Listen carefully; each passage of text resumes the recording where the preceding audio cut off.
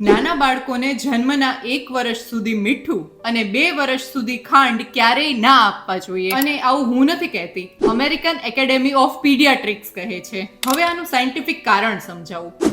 બાળક જ્યારે જન્મે ને ત્યારે એની કિડની સંપૂર્ણપણે વિકસિત થયેલી નથી હોતી. 1 વર્ષની અંદર એ ધીમે ધીમે વિકસિત થાય છે.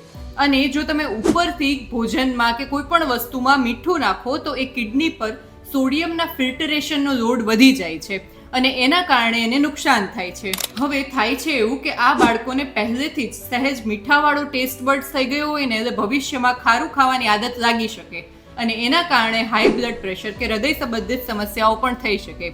બીજું, જો બાળકને તમે વસ્તુઓમાં મીઠું નાખશો ને તો નેચરલ જે વસ્તુઓ છે, ફ્રૂટ્સ છે, વેજીટેબલ્સ છે કે કોઈ દાળ, અનાજ, પ્યોરી, એ બધી વસ્તુનો નેચરલ ટેસ્ટ ઓછો ફીલ થશે કારણ કે એના ટેસ્ટ બડ્સ મીઠાના વધારે આદી થઈ જશે. હવે બાળકોને જરૂરી જેટલું સોડિયમ હોય ને એ માતાના દૂધમાંથી, વેજીટેબલ્સ, ફ્રૂટ્સ, કોઈ પણ વસ્તુની પ્યુરી બનાવીને ખાઓ, ફોર્મ્યુલામાંથી, એ બધામાંથી મળી જ રહે છે. એ માટે તમારે કોઈ વસ્તુમાં ઉપરથી મીઠું એડ કરવાની જરૂર નથી. હવે વાત કરીએ ખાંડની. ખાંડને આપણે બધા જ સફેદ ઝેર કહીએ છીએ. તો એ ઝેર 2 વર્ષથી નાના બાળકોને તો કઈ રીતે આપી શકાય? સિમ્પલ વસ્તુ છે, તમે સમજો. ખાંડ એડિક્ટિવ વસ્તુ છે, એટલે કે એની આદત પડી જાય અને બાળકોનું બ્રેઇન જે રીતે ડેવલપ થતું હોય ને તો ખાંડની આદત પડી જાય પછી એને એવી શુગર એડ કરેલી વસ્તુઓ જ વધારે ભાવવા લાગે.